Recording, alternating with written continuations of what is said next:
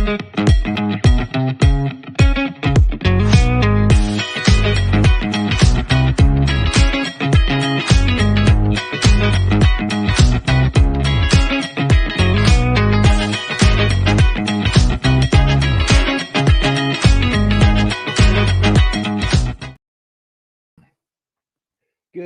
morning. How the devil are you? How's your weekend been so far? Well, after the football yesterday, mine's been as miserable as sin. That has been awful after watching that game yesterday. But anyway, it's Sunday.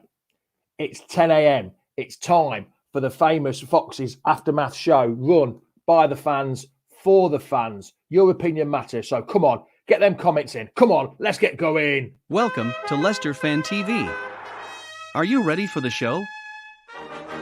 Thanks to our sponsors, ADT Taxis, Everards, Pukka Pies, Pink Car Leasing, Leicester Riders, Hollogram, The Fox's Arms, Peter's Pizzeria, Hope Against Cancer, and Newby Co estate agents. We want your views, we want your comments, so join us live. 5, 4, 3, 2, 1.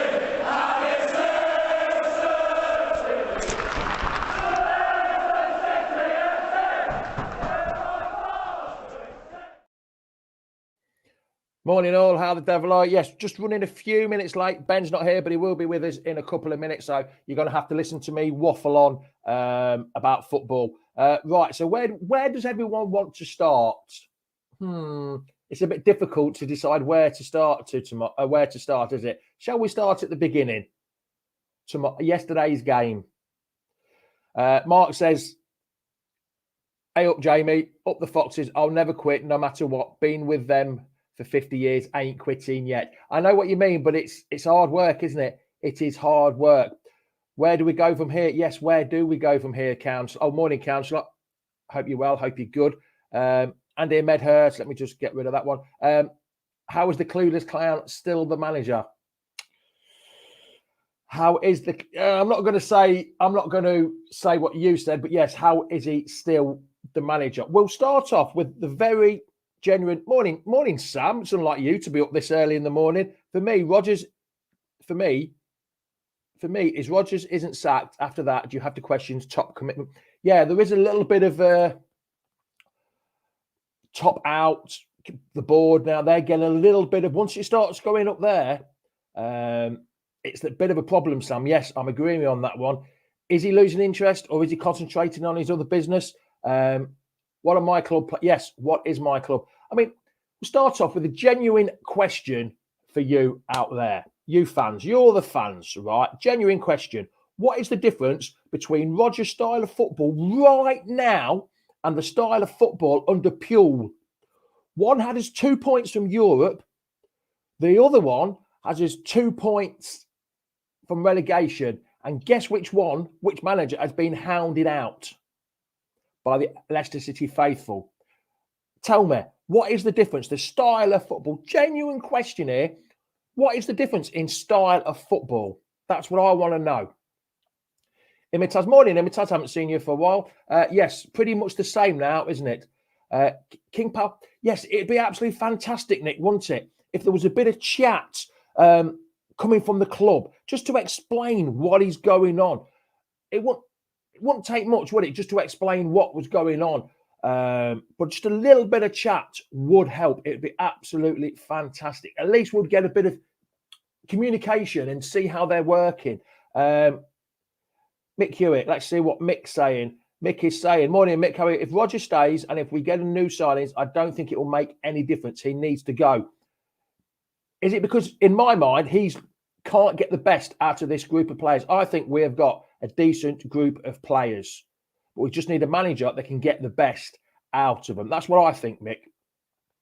Just going on yesterday, would you be able to give anybody the man of the match? Because I saw someone saying it was Dennis Pratt that came on, which makes a huge statement. No difference. The possession-based game is boring and we don't have the players to do it. We don't have the players to do it at the level needed. Correct. We have... Play to your strengths, and our strength is not passion. Passion. There is no passion there. Possession-based football. Morning, Chris. How are you?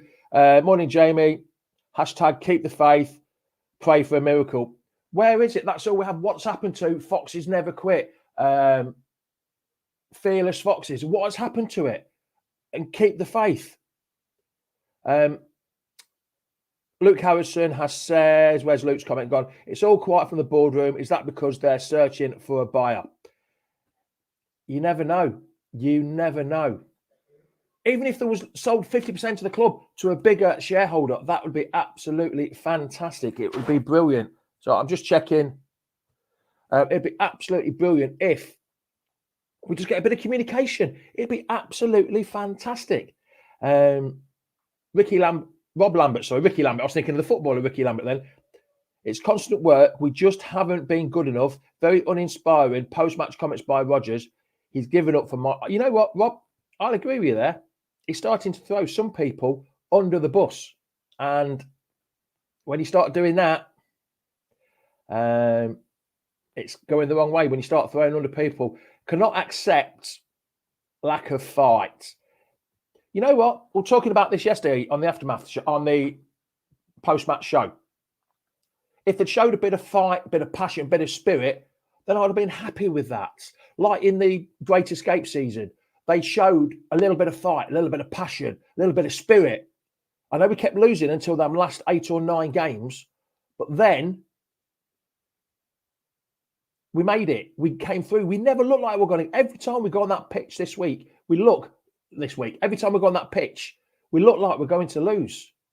But at least in the Great Escape season, there was fight, there was spirit. I'm just waiting for Ben to come on. It won't be long, hopefully. Yeah, the minimum you expect is passion and commitment. And I don't think there was no passion or commitment on that pitch. Kerry is saying we have the oomph. We have no oomph on the pitch. I haven't used that word for ages, Kerry. We have no oomph on the pitch. What is going on? Oh, I've lost it. It's gone up strong. It's going on. Players not playing for the manager or the club. Yes, we have no oomph. Gray Richardson, Brighton next week. Brighton next week is such a big... Well, every game's been a big game, but Brighton are flying at the minute. They beat Liverpool 3-0 yesterday. They are absolutely flying. See, this financial fair play, Andrew Wilson, being under close inspection by the FA and this is what gets me with financial fair play, right? It hinders. Yes, I totally understand. It's all about money, loss, earnings, and all whatever it is in layman's terms. But Chelsea can go out and spend £100 million on a player because they've got the power to spend that big. It hinders the smaller clubs, the lesser clubs. That's why I do not like the financial fair play. Yes, I understand it, but it's not working. It doesn't help the lesser clubs, the ones not in the big six that have got the income revenue from ticket sales, match day sales, shirts, everything. However it works, can afford to pay the wages. Aggie Frith, can you? Where have we gone? Lost the comments. Too many comments coming in at the minute. Can you really see where our next... You know what? I can't, Aggie. I can't. On that point, we've got the next 1, 2, 3, 4, 5, 6, 7 games. Brighton, Villa, Spurs, Man U, Southampton, Chelsea and Brentford. They are all above us at the minute. There's only Southampton, who are only 2 points below us at the minute, so they're not really that far below us. It's going to be tough. This time next week, we could be in 20th place. We could be in 20th place. So, yeah, I just can't see. Joseph is agreeing with you there. I just can't see us getting any points. Is there 3 worse clubs than us at the minute? Is there 3 worse clubs in the minute than us? Like Patrick just said, financials brought in to stop a Leicester from winning the... Yes, LCFC... Oh, no, Tom, you're right. Might beat Warsaw in the... We might get... Yeah, but we don't play for points in the cup, though, do we? If we play for points in the cup, we'd be all right. Yeah, I'm not going to put that one on, Daveville. It's a bit early for that in the morning. You know what, Kerry? I totally agree with you. I no longer look forward to seeing our games. I no longer... It's Craig Hendry, Mr. Six-Hitter. How the devil are you? Funny how 1 minute, Ben, and Ben's just come on. I'll give him to get himself settled. Funny how there's no mention from the Blue Tinted Brigade about getting into Europe anymore. At least people seem to have woken up. I can't believe people are still backing Brendan Rodgers. On that note, Ben has turned up. He must have been out for a morning run and got lost this morning. Morning. How are you, pal? Good morning. Good to be here. Apologies, I'm late. Welcome to the world of the transfer window where none of us are on time in the month of January. None of us are on time. That brings me back to Adrian Silva when he got delayed by 14 seconds a few years ago. But anyway, morning, Ben. Thanks for joining us this morning. Absolute pleasure to be here. Just been having a bit of chat about Leicester and stuff like that. I'm going to hit you with a few questions straight away, and I'll get the fans asking you a few questions. Sure. When it comes to priorities, when it comes to changes, what's the priority at the club now, Ben? Because Top is now being questioned about his decisions since the passing of his father. Whether he's lost interest or whether it's because of the King Power business, because of duty free, I don't know. So what do you think the priority is now for the club, Ben? Well, I think it's unfair to say that Top's lost interest. What you have to understand is in the context of the club, there's been a lot of internal investment. And because of the brand new training facility, because of the expansion of the King Power Stadium, because the infrastructure of the club, that's been a factor that's sort of caught up on Leicester to some extent, as I understand it. And the other thing to remember is that success comes with costs that Leicester don't budget for. So when you're one of the big six, you are at large budgeting based upon Champions League or success, and your wage bill reflects that. When Leicester won the Premier League in 2015, 2016, everything changed and they weren't equipped for that. And it's not necessarily the club's fault, but you find that the players that have succeeded get bonuses, they want new contracts, the wage bill goes up, there's investment that's necessary. And in that first season after winning the Premier League, the money was there because ultimately Leicester went to a very impressive Champions League debut. And as a consequence, they financially were rewarded to allow them to kick on a little bit. And then if we flash forwards, those 2 seasons when Leicester were in a Champions League position on the final game of the season and then failed to qualify have probably cost the club financially. But the challenge when you're Leicester is that even last season, for example, when the team finished in the top half of the table, there's bonuses written in there because Leicester don't plan upon rewarding their players and increasing investment and offering players incentives on things as lofty as Champions League because they're not a Liverpool or Manchester City. So the success comes with these costs that are now catching up on the club's books, but also on their cash flow. And then, as you rightly point out, King Power hit harder than most because of the pandemic, which has had a massive impact on the duty-free business. And I think the other factor is that Kung Vishai had an excellent relationship with effectively the Thai king and royalty. And since then, and not necessarily because of his sad passing only, but the King Power group doesn't have the same kind of exclusivity or deals to allow them to really dominate the market like they did. So you've got a combination of things, an ownership group with effectively less leeway in their primary business, financial fair play, victim of Leicester's own success. And let's not forget a huge amount of investment in the infrastructure of the football club, all leading to, unfortunately, less freedom in the market at the moment for Brendan Rodgers. Oh, definitely. And that is actually brought me on to the next question. You must have read my mind what questions I'm going to ask you. He's made comments just recently in the summer and now he's not being backed by the club. He spent 215 million. He's only sold 4 of his key players. There's been a few little reserves, second stream, whatever you want to call them nowadays. But I think a lot of fans think he's taken one of the best squads that were challenging for the top 4 or top 6. And we've gone downhill. We've gone backwards. The players have regressed under him. So do you think it's right to say that he's not been backed? He spent 215 million. Our net spend's only 3 million. I think it's less than, is it 3 million or just less than 10? I can't exactly remember the figures.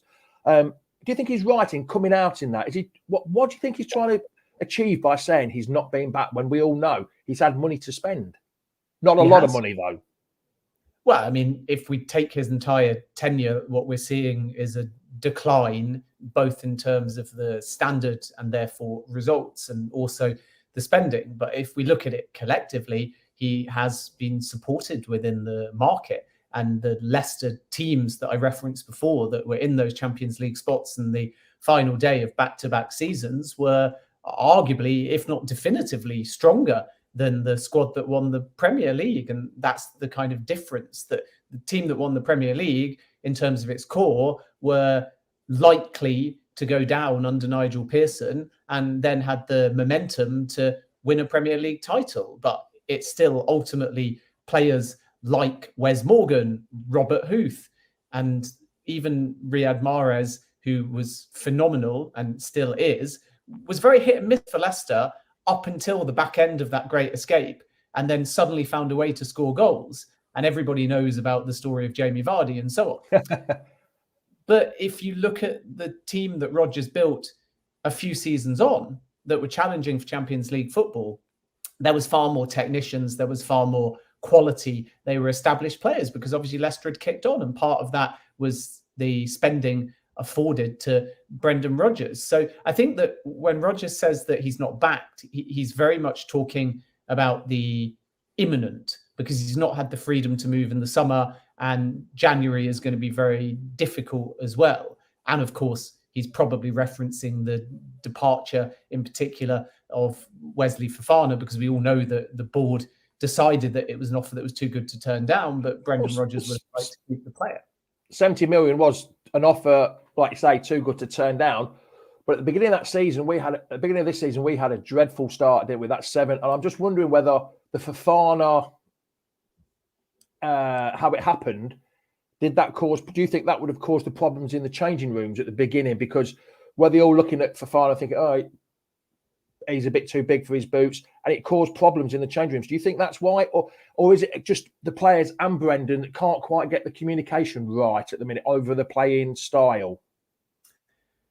I think it's more due to the fact that it's not just Fofana. So the manner in which he left was disappointing from Leicester's point of view, and I'm sure the fans agree. An elite level centre-back, but he very much forced his way out of the football club, and did so by throwing a bit of a strop and made it clear that he didn't want to be at Leicester any longer. And when the club gave him a new contract, he ultimately took a lot of the control over a prospective transfer away from him. So therefore, to leave in that manner was disappointing. And even though I don't think that other players were particularly rocked by that, because everybody saw the direction of travel quite early, what I think is fair to say is that if you're Yuri Tielemans, a James Maddison, or any Leicester player really aspiring a move, you start to think, okay, there's a route out of this football club. And that's the opposite of the direction that Leicester feel that they're in. So last week, for example, I spoke to the Brighton CEO, Paul Barber, and he made it clear that they have to understand when a player wants to leave and try and find a solution.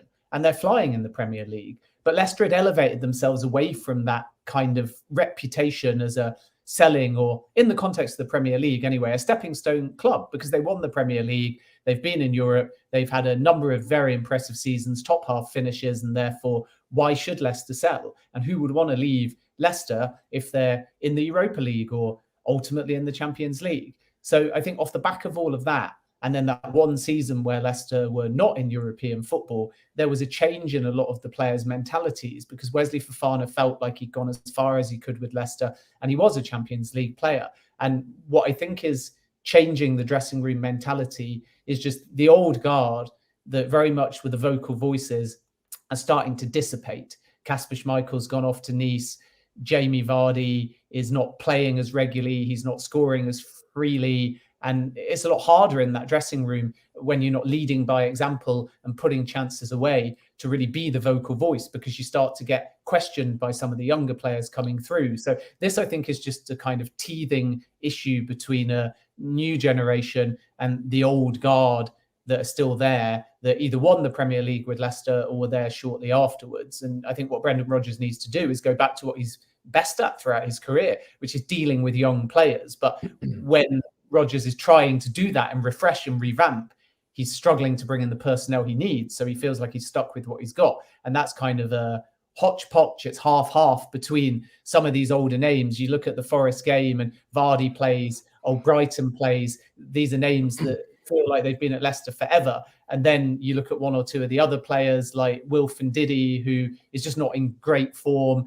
Amati, not particularly comfortable still, in my opinion, playing at centre-back. And you start to think, well, where's that sort of energy? Where are the younger players? One or two of them were on the bench. A player like Harvey Barnes, for example, missed a couple of big chances in the East Midlands derby. He's there as well. But you can see from the chemistry he's got that it is that sort of mix between the established and the young. And there's no real balance there, which is obviously why Brendan Rodgers wants to move in the market, just to bring in one or two to freshen things up and make it clear that this is a Leicester that are part of a new generation, not reliant on their old generation. Yeah.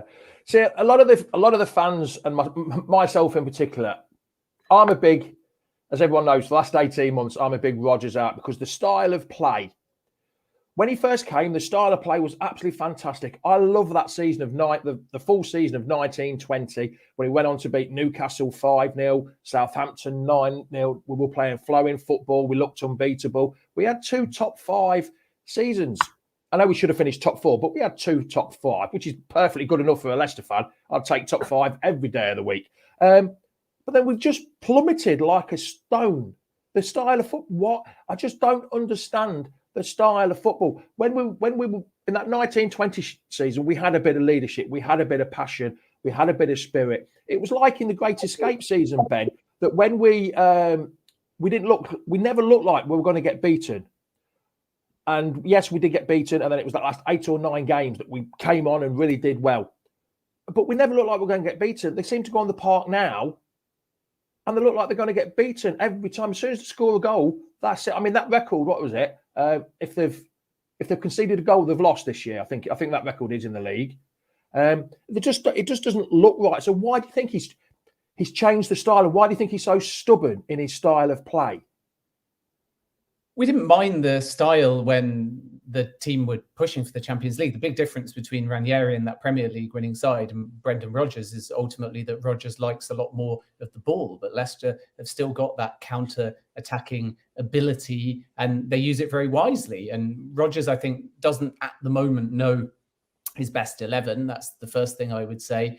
And the second thing is just when you take a game like Nottingham Forest, you got a lot of players, I think, that either are out of form or don't really know the definition of their roles. So against Forest, it's a 4-2-3-1. You got Vardy leading the line, and he's looked isolated at times. Then behind him, Youri Tielemans is given that sort of freer role, and that's fine because he can be that goal-scoring midfielder. He's scored some absolute worldies this season. You think back to Wolves and Everton, and even the one that he hit that's still probably vibrating the bar at the King Power Stadium, tipped onto it against Manchester City. But what you actually need, I think anyway, is more of a tenacious, athletic midfielder in that position, especially because Vardy's obviously getting on a little bit and it's starting to show. And then Youri Tielemans is being given freedom, and Barnes comes up and supports as well. And he made some good runs into the box, of course, against Nottingham Forest, but he just wasn't clinical. And then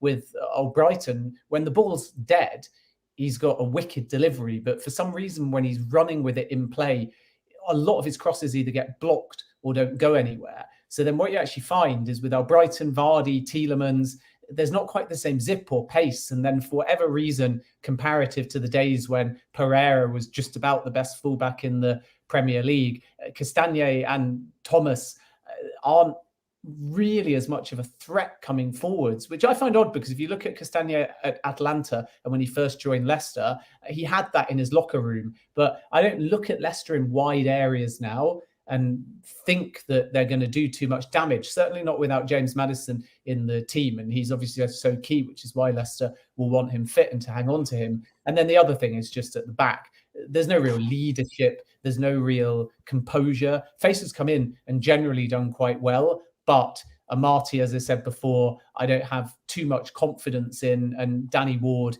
even though he kept that sort of string of clean sheets leading up to the World Cup break, again, is no Kasper Schmeichel in terms of his leadership. So I think that Leicester are going to have to look at more experienced or composed defenders and central midfielders, unless they can get a Mendy or an Ndidi to really get to their peak, particularly Ndidi. And then if they do that, it allows Castagne, for example, to have more freedom going forwards. Because right now, I think what Rodgers is struggling with, and this is apparent away from home more than maybe at home, is just they conceded so many goals in the first half of the season that the defence, both the back four and any central midfielders, has become quite rigid, has become quite defensive minded. They've become quite conservative. They're playing their way into games and then they're getting punished. And really, Leicester at their best, both under Rodgers and before, were far better when they allowed their fullbacks that freedom to bomb forwards. And why could that happen? Because they played very direct, they played very quick, they didn't need too many passes,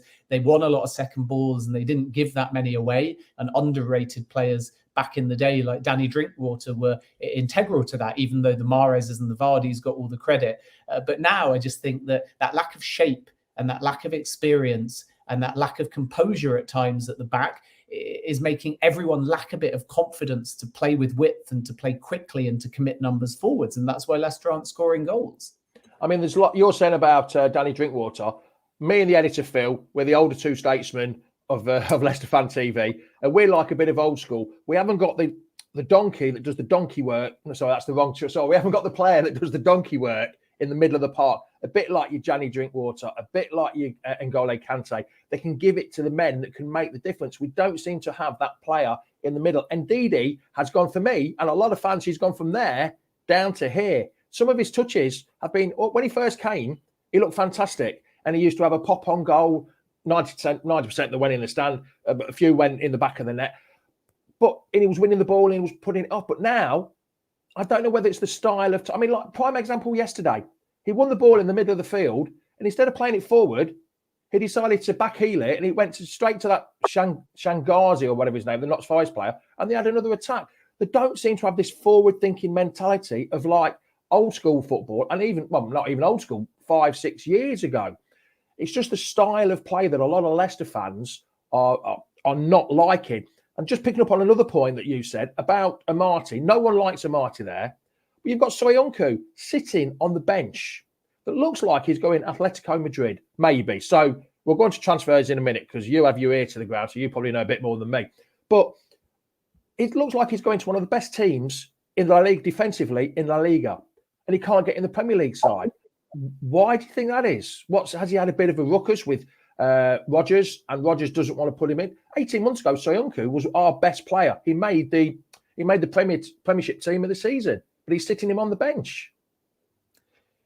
Yeah, it's a strange situation, isn't it? It's a clash of football philosophy. It's a training issue to some extent. I think that Brendan Rodgers wasn't happy with the pre-season that was put in, and that's kind of led now to him falling down the pecking order because his fitness was questioned and his mentality was as well. We're seeing something not similar, but it just gives you an insight into how things work behind the scenes at Brighton with Leandro Trossard, where, again, it's a player on paper that should be important to that team. He's basically got a goal every 2 games in the Premier League, but he was omitted from their win over Liverpool because the manager and player don't quite see eye to eye. And I think it's the same with Soyuncu as well. But you're right to point out, last season, still integral for Leicester, played almost 30 games in the Premier League. And then we go back to sort of 2019-20 in the Premier League, and he was peak, and he played over 30 games, so virtually every match of the season. He can get forwards and do things as well. He's not quite like Harry Maguire at Leicester in the sense that he'll get 3-4 goals, but he'll kind of lead to a goal indirectly because of the threat that he has. And yeah, sorry, I was going to say Soyuncu is like the old-fashioned centre-half. He gives it a bit, doesn't he? Maybe sometimes a little bit too much, like at Bournemouth, but he likes giving a little bit of an aggression, which which I think at the minute we need that kind of centre-half. That might give us that bit of oomph and leadership. Yeah, I think the other thing with Soyuncu is just that the exit from the club in his mind has been there for a while, because he wasn't anticipating necessarily Wesley Fofana going either. So he knew that coming into this season, he would be down the pecking order to some extent. and wanted game time. And that's the kind of difference in personality, that you've got a very confident, relatively fiery, tenacious, strong defender who can be a bit error prone, can be a little bit impetuous, but when he's on his game, it fires everybody up. And you certainly get a leader out of him. Whereas I think with the Marty, he is more composed on the ball, perhaps, but when he's being challenged, when he's being run at, and his positional sense are all far worse than Soyuncu at the moment. And you still sort of feel at times like he's learning a little bit on the job. And when you're getting sucked into a relegation battle, Leicester don't have the opportunity to learn on the job. They need a little bit of experience to some extent. I mean, Soyuncu's not Wes Morgan or Robert Huth. He's 26 years of age. So Leicester will be really disappointed, I think, to lose him in many ways, but they might be prepared to do a deal because there's not a right fit at the moment. But it's a shame in many ways, because I think the fee that they paid for him was something in the region of 20 million. He's 6'1" or 6'2", and he offers a lot that Leicester need right now, especially if they're going to be in a scrap. But for whatever reason, managers have their favourites, managers have trust around certain players. And we have to be careful, because even as a journalist, where perhaps you're there a bit more and you know a little bit about what goes on behind the scenes, many of these training sessions are private. The pre-season is private. The press, when we go in and see training, we get about 15 minutes and it's usually a warm-up. So you don't always know what the player's doing. And if you think about your own work job, and your working week just hypothetically was 6 days, sorry to alarm anyone and give you the extra day, but I'm trying to make it into a football analogy. I work 7 days, Ben. As do I. But, you know, if your 5 days, Monday to Friday, was entirely private, and then on a Saturday, for whatever reason, the office was opened up, and then everybody on that day made judgments about you, then you might think you haven't seen what's gone on for those 5 other days at work. And maybe you've had a fallout with somebody. Maybe you haven't applied yourself. Maybe you were late in those 5 private days. And then from a fan point of view, bringing it back to football, everyone says, well, why on that Saturday or the Sunday is this player or that player not being picked? But Brendan Rodgers has got that context. And I know Brendan relatively well. And I know that he actually isn't a grudge holder. He's not the kind of manager that is in a fiery sense, in a confrontational sense, in a bitter sense, in a chip on the shoulder sense. So I think when you referred to him before as stubborn, I would say that is accurate in a tactical sense. But I think in terms of the man management, it doesn't apply to his demeanour. So clearly something has gone on between Rodgers and Soyuncu, but I don't think that just extends to the player-manager relationship. I also think it's very much driven by the player. You know, he joins a football club in 2018, 2019, and he has the ability to play Champions League football and European football. Now Leicester are moving in the opposite direction. We also have to factor in the fact that the player feels he can play at a higher level. And as soon as a manager gets wind of that, much like with Wesley Fofana, it can create a little bit of friction. But I think Soyuncu wants out sooner rather than later, for sure. And he now has to try and, as you reference, get that deal over the line with Atleti, with the January window starting to tick away. I mean, what is it? Sunday, oh, sorry, looking at my notes here. Sunday, June the 15th. There's 16, is that how many days in January? 31 or 30? Anyway, there's 15 or 6, 2 weeks left of the January transfer window. You have your ear to the ground. I'm not going to ask you to name any names because it's probably not right to ask you that. But do you honestly think that Leicester will get players in the next 2 weeks? I think they're trying. That's the thing. And by trying, we can look at some of the failures so far to at least get a sense of what they might have. And at the backdrop of all of this, we have to appreciate that with Wesley Fofana, that payment was very preferable to Leicester. So it has given them a little bit more freedom in the market. And we now need to see whether they'll spend that. So when I point to the failure aspect, there was a bid in for Unahi, who wasn't particularly keen on Leicester or Leeds United, in fact. And that showed you that Leicester were looking at 25 to 30 million euros. So something in the region of 25. Unahi, the one from Angers or La Orient? I can't remember which. From Angers, right. Yeah. Angers. That's my pronunciation. Everyone knows on Leicester Fan TV that my pronunciation is awful with names and players. Also, a couple of people have asked about earlier on in the show. Nikolai Gonzalez. Do you think there's a chance from Fiorentina? Do you think there's a chance that might happen? And what do you know much about him and what kind of player he is? Yeah, it's another player that Leicester have on their radar, slightly more expensive this one than Unahi, although Leicester's offer was very low comparative to what Angers wanted. So with Unahi, I think the player wants Napoli, Atleti in the mix as well. The Fiorentina have on their shortlist is an excellent player. He's often been compared to Luis Diaz, and Fiorentina would probably want something in the region of 30, if not 35 million. And Leicester have him on their shortlist because they believe that he has that versatility and goal scoring ability. But one of the challenges in getting a deal done, at least as far as Leicester's perspective, is going to be salary, because they might have to put him at the top end of the wage bill, which is quite a lot of money to spend when you consider that Leicester are getting sucked in towards a relegation battle. Don't say the R word. Don't say the R word, even though we are.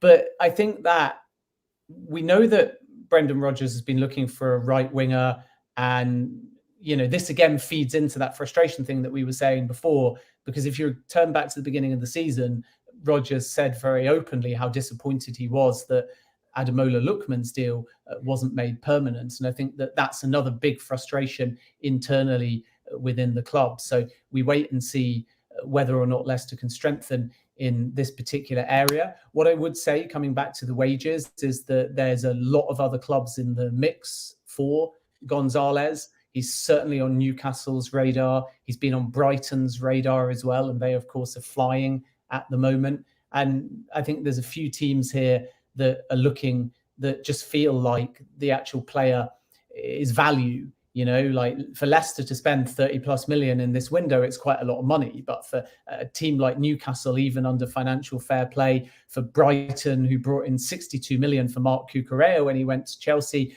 they've got a bit more disposable income. So that's going to kind of be the challenge. And I think that Leicester are very serious about it. But you're going to find towards the end of this window that they walk away from deals if they get forced into negotiations on fees beyond what they're capable of. And that gives other suitors an advantage with this kind of deal, because if Fiorentina get a bidding war, Leicester are going to lose that bidding war, because they're not going to want to go up, for example, above 37, 38, 39 million, not without an outgoing. So I think when we look at the January transfer window, definitely Gonzalez is one to keep an eye on. There's real substance to that. And, Leicester would like to get that done for about 30 million, but there are other suitors, not also just from within the Premier League, by Leverkusen or another one to keep an eye on, and Villarreal, who have struggled financially but freed up a bit of money, or another team in the mix here.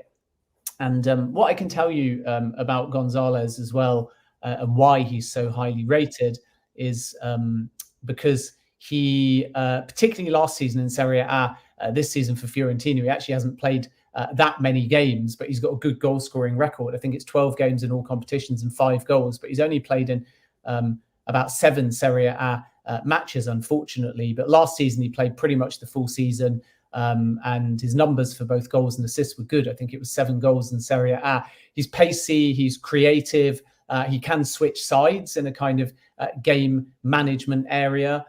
So he can be used as an out-and-out forward, but he can also be played wide, which again comes back to that desire to have a sort of right winger or right forward. But he can play on the left-hand side as well, and he can play a little bit deeper. So that would then be up to Brendan Rodgers as to whether he would be brought in within the role that he's played for Fiorentina, or whether actually he'd be put in a slightly different position, or maybe being given a little bit more freedom. So there's a lot of options. And I think we saw that when he was at Stuttgart as well, where in his first season in the Bundesliga, which I think was 2018, 2019, he was played very wide. And then he was allowed to drop down to the Bundesliga 2 to sort of become a more defined forward. And he had an excellent record there, which got him promoted back into Bundesliga football a couple of years back during the pandemic. And he had a phenomenal run, scoring 6 or 7 goals in 12, 13 games, something like that, which obviously then got him the move to Fiorentina. So he's got a constant stream of chipping in with important goals. And he also was part of the Copa America in 2021. And he would have been in that World Cup squad as well, but unfortunately he got a muscular injury only a few days before the tournament. So see, that's the only thing that's the only thing with him, isn't it, Ben? He's sort of got glass legs, hasn't he? He's been out a lot of injury time. There's a lot of injury time. He's had a lot of time out injured, hasn't he? So he's sort of got a bit like glass legs at the minute. Yeah, I mean he does, but sometimes injuries. We've got a lot of. It'd suit him well with our injury, wouldn't he? Sometimes a player can just pick up these kind of niggles. Like, I don't think that he has particularly worrying history around any particular area. Like, you're less concerned by a muscular strain or injury because that can happen in the context of training. You're more concerned when it's like a knee or a hip or a shoulder, which is obviously why with Maddison, which maybe we'll come on to talk about, Leicester are more vigilant in bringing him back slowly because they feel like it's two different parts of the same knee that have unfortunately been aggravated in the space of just a few months. But I think if a player of Gonzalez's quality arrived at his age, it would be very exciting for Leicester. It's just a case of whether or not now in that market movement part of the window, another suitor comes in. And, you know, the final thing to say from Fiorentina's point of view is that they're not necessarily in a massive rush to sell. So mid-season is always difficult, therefore, as a buyer, because Fiorentina are quite happy at the moment with what they've got. They're comfortably mid-table in Serie A. They might be able to make a push for some kind of European football. There's a bit of a gap at the moment between kind of Roma and Atalanta in 6th and 7th place, but they're very happy with the squad that they've got. And because, of course, a year ago, they lost Vlahovic to Juventus, they got a fair amount of money from that as well. So they're not under a massive obligation to sell either. Yeah, just you mentioned Madders there very quickly because we've got a few more minutes.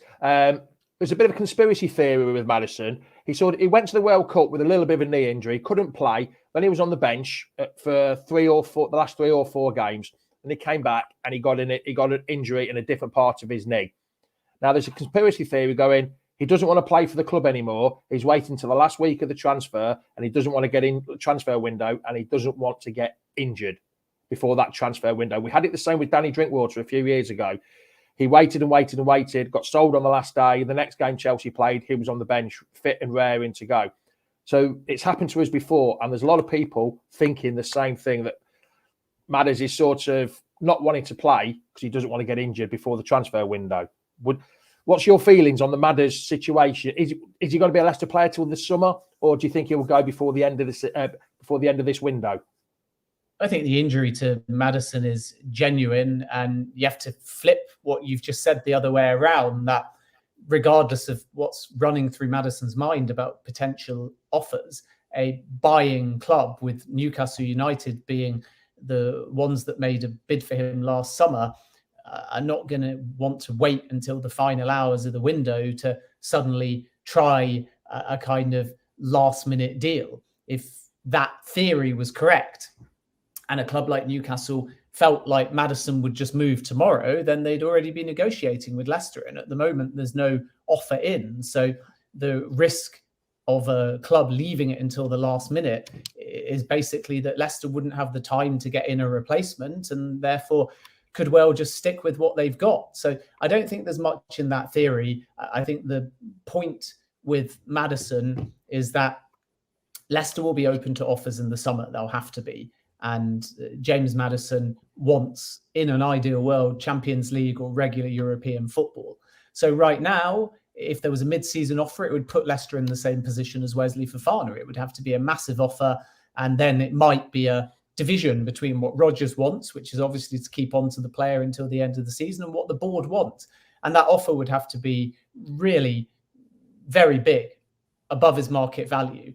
And unlike Yuri Tielemans, Maddison has that contract until 2024. So there is a little bit more leeway for Leicester to try and get a decent fee. But, you know, I think it's unfair on Maddison to assume that he's trying to drive his way out the club or doesn't want to play. Because if you look at the summer as evidence of this, when Maddison had an offer, when Tielemans had a possible move, when Fofana had the Chelsea offer, there was a game or two where Tielemans was benched and Fofana was left out. And Brendan Rodgers said that they were not in the right mindset. And James Maddison just got on with it. And when Leicester were bottom of the league table, James Maddison just got on with it. And there's no evidence in terms of James Maddison not wanting to play for Leicester. I mean, if James Maddison thought he was going in the January transfer window and he was called up to the World Cup, why would he have turned up against West Ham as well? He would have said he had a twinge or he was ill. He had not played against West Ham. He'd have been fit for the World Cup. And then he would have, if that theory was true, gone off and got his dream move and been fully fit now.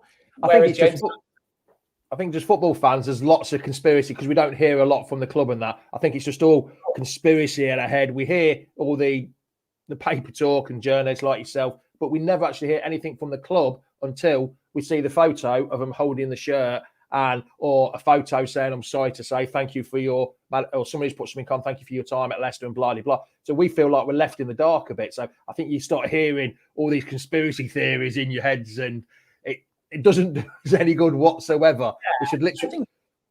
I think the conspiracy theories are always going to rumble because that's the nature of a transfer. You get inquiries, you get clubs coming and then going. You have situations whereby the bidders come and go. And I think that the challenge in all of this is trying to separate fact from fiction. And right now, there's been no offer for James Maddison. And the only way that Maddison will leave in January is with an astronomical offer. So we have to... What do you think that would be, Ben? What do you think that would be in your either journalistic mind or your football mind? I mean, when we had the situation with the offer over the summer, Newcastle bid 45 and Leicester wanted 65. There's a bit less time on the contract now, but I think the ballpark's the same, you know, that if they're going to let him go mid-season when they don't have to, and he's a player that can get them well clear of trouble, 60 to 65 is probably the minimum that Leicester would even engage with. I think anything below that would be dismissed, even with less time left on the contract. So that's an important point to make, that much like with Tielemans as well, if Leicester don't have freedom on the market and then they realise that this season becomes about getting clear of trouble, then the priority without that freedom in the market is going to be to hang on to the quality they've got. And then if they lose them in the summer for nothing in Tielemans' case and for less in Maddison's case, it's still better for the football club because that kind of quality makes sure they don't go down. If they decide they want that extra 10 or 15 million now for Maddison, or they were to accept a smaller offer for Tielemans, then of course they get the finances in, but it's problematic because if they don't replace those players and they lose a Tielemans, who, let's not forget, has been captain for Leicester as well at times this season, and they lose a Maddison, who's the most important player Leicester have got at the moment, you're not going to be able to necessarily replace them in 2 weeks, and then suddenly Leicester in big trouble. So success in this window will also be about keeping hold of the players that Leicester know are vital in the short term to get them out of trouble. Yeah, it's a tough one for Leicester fans to take because we've been sort of known for a selling club over the last few years. I think last summer was the first one. Sorry, the summer before, because we sold Fofana, didn't we? The summer before, we never sold one of our first team players. So it's a bit hard that they all seem to be coming in. They seem to play the game for Leicester, build themselves up, and get a big move. And it's hard for Leicester fans to take at the minute. It's a struggle. We thought we would stop being a selling club, but it looks like we're trying to balance them, which is good for business sense. I totally understand, with me having a business myself, I totally understand the business side of it, but the football side of it, it doesn't work selling your best players, unfortunately, for like a lot of Leicester fans. But Ben, before you go, I'm going to ask you a two-part question here. One with your journalistic head on and one with your football fan head on. Are Leicester going down this season? No, is the short answer to that one. So, you know, I think if we start with the football head on, or the journalist cap on, if you like. I think that once the chaos of the window dies down, then Leicester will know exactly what they've got. They're not in the bottom three at the moment, and they will finish all day long for me. They finish above Southampton and Everton, who, okay, Southampton's form's picked up a little bit under Nathan Jones, but I still don't see them getting out of trouble. And I think that Everton are moving in the wrong direction. And obviously we wait and see whether Frank Lampard stays or goes. The concern for me is the fact that Wolves are flying under Julian Lopetegui, and obviously Nottingham Forest have picked up. But I still think Forest will be a bit hit and miss, and I still think Leeds are moving in the wrong direction as well. And I think the difference between some of those teams and Leicester is just the fact that Leicester on their day have still got that top half quality. You know, Vardy can still score big goals. Barnes can be more clinical than he was against Nottingham Forest.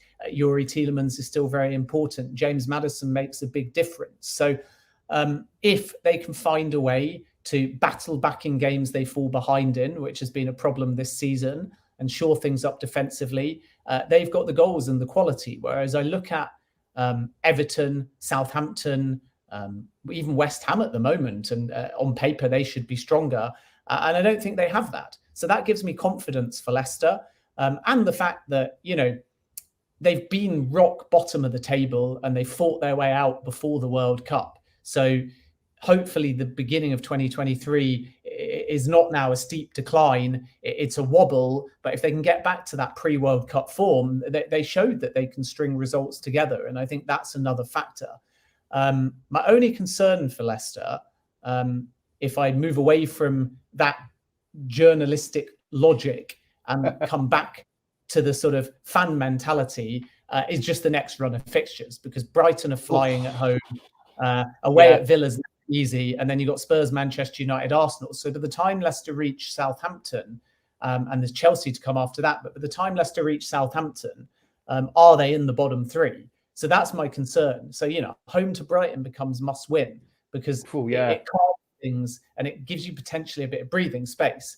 But that's my one concern as a fan, is that if they don't rectify it immediately, regardless of Rodgers and his future, my worry is February, I think it's the 11th, through to March the 11th. I think 4 of the 5 Premier League games, Spurs, Manchester United, Arsenal, Chelsea. And by March the 11th, Chelsea will be flying, in my opinion, as well. I mean, they've got Felix. He'll be back from that suspension. They're about to officially unveil Mudryk, and there's more to come. And then the oddity of it all is that were things to go in the wrong direction, we're going to be faced with almost that Nigel Pearson-like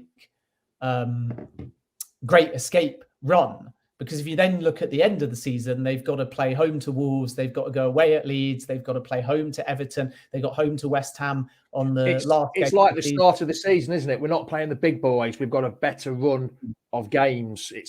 So hopefully we don't have the same finish as we had start, or else that would be just travesty, wouldn't it?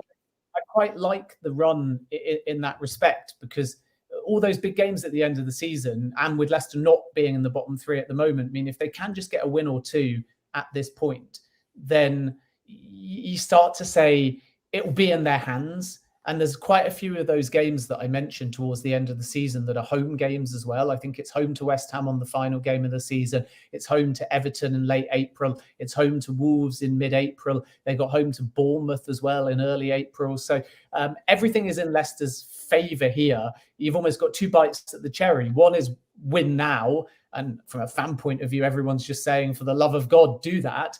But if, for example, they wobble and they are in the bottom 3, then you start to look at that run-in and say, well, at least they're at home. At least they're at the King Power Stadium for many of those big games. It's only really, as far as the current relegation battle away at Leeds, that's on the road. So they've got to find a way to win at home, and evidence of that and a sign that they're moving in the right direction will come against Brighton, which is why that's such a big game. It's not going to be easy. Brighton absolutely destroyed Liverpool. Leicester need to find a way, having themselves been torn apart by Brighton in the away leg, of winning that game. And if they do, it will just calm everybody down. But I come back to what I said why before. I don't think Leicester will go down. And I say that as both a journalist and a fan. Good. Well, Ben, it's been much appreciated. A lot of the fans of us are mentioning you in the show. Great show. Ben talks a lot of sense. Great show from Hitash. Great show, providing great analysis and context and very balanced opinions. Ben, what is it? A lot of people might see you on Twitter and that, but what is it you actually do and who do you work for so people can follow you on Twitter? Because there will be some people on Twitter that don't know who you are and don't go on Twitter. Yeah, so tell us what you all do. So I'm staff at CBS as a reporter. We're an American broadcaster. We cover the Champions League, Europa League, Serie A, and of course, things like the transfer window. So with us being in America, not everyone will see the broadcasts, but that's part of what I do. And writing online, 1 or 2 of those articles are up that people can read globally, even if you're not in America. And then on Twitter, which is where many Leicester fans, I suppose, do know me from, even though it's not that reflective of how I spend my time or what I do. Well, you can't be too biased, can you? No, but it's good fun. Always enjoy engaging, always enjoy having a football debate, always try and come on these type of shows and answer any questions. So, good luck to Leicester for the rest of the season. And as I say, if you want to follow me, you can do so via my handle, which is @JacobsBen. Because you are actually a Leicester fan, aren't you? Because there was a few people saying to me that, oh, no, he's a Chelsea fan. And I'm thinking, no, that's just his job. He talks a lot. He's probably the one based more in the London region. But you are an actual Leicester fan, aren't you?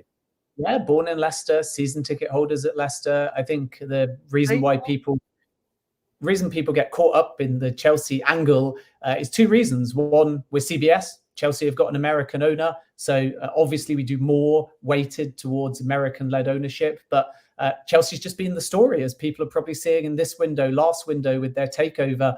You can't ignore them at the moment. They've got a story every single day. As that calms down, perhaps if you don't follow me day on day, it will be a bit more reflective of other clubs. But when you've got a brand new American owner with a crazy fire sale because of Abramovich's departure, and a transfer window where they spent 270 million, and then a January transfer window where they've spent about 200 million.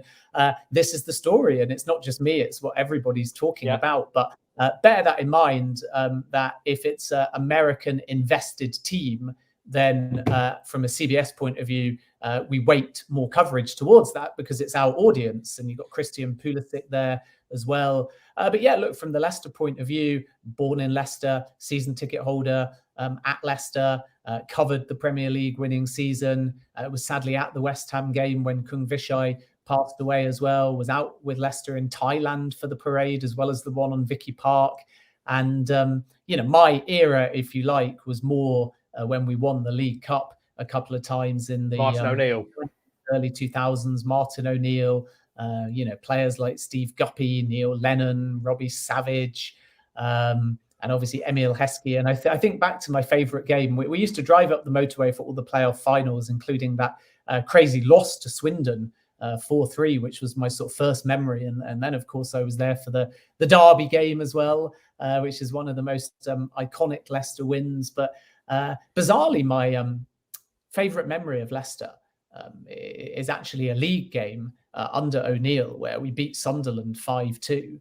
And the reason I bring it up is just because the Leicester 11 that day, at that time, ironically now we're comparing it to Vardy's and Mahrez's, but at that time, everything was in place for Leicester.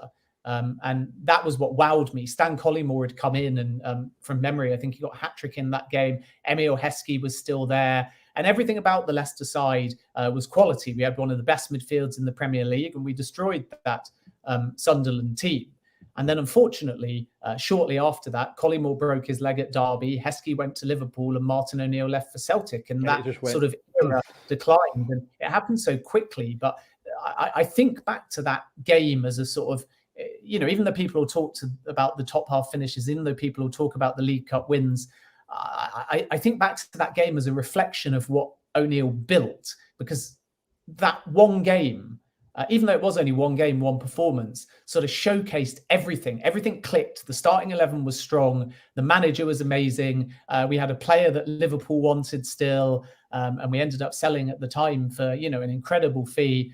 And as I say, everything fell apart after that game. But that one game, is such a fond memory from a fan point of view, because we was just so good in that game. I remember it well. Martin O'Neill would have taken any stick these days, would he? If he'd been the manager now, it'd have been absolutely fantastic. He would. Ben, it's been much appreciated. Thank you for giving me an hour of your time on a Sunday morning. And hopefully later on in the season, we'll have you on again when we've stayed up. It'd be much appreciated if you could. And keep up the good work. Have a good weekend, everyone. Well, it would have been better if we got 3 points yesterday, wouldn't it? But yeah. All right then, Ben. Cheers. Cheers, Ben. Thank you. Thanks a lot, pal. See you later. Thanks a lot. There's Ben. Much appreciated for Ben coming on. Absolutely brilliant. Yes, he does talk a lot of sense, doesn't he? He gave us a bit of an insight into the club. He gave us a bit of an insight into the transfer window. Who might come in, who might not come in. There you go. You want it? I get it for you. I get you the top men for you. Next week, I've got I can't remember. It's Callum Boyle from Joe Football which is a huge football site, which will be absolutely brilliant for you. But I've just got one thing to say to you. I love my club. I've loved my club since 1977. I loved it when we won the Premier League. I loved it in 2009, 1920. The way we played was absolutely fantastic. I loved my club in May of 2021 when we won the FA Cup. I'm still in love with my club, but it's heartbreaking to see the way it's going. We're on a downward spiral with a good chance of being relegated, but it's okay. There's no one out there better than Brendan Rodgers, so we're told. Be careful what you wish for, so you're told. Look where we were 14 years ago, so we're told. It's about now that counts. It's not history. It's about now that matters. Just remember that, lads and lasses that's watching. Much appreciated. Thank you for watching. Good. Ciao, ciao. Adios. Goodbye. See you again soon. Come on, you foxes. Thanks for watching Leicester Fan TV. Thanks to our sponsors, ADT Taxis, Everards, Pukka Pies, Pink Car Leasing, Leicester Riders, Hollogram, The Fox's Arms, Peter's Pizzeria, Hope Against Cancer, and Newby Co estate agents. Make sure to follow us on all of our social channels at Leicester Fan TV. Visit our website, leicesterfantv.com.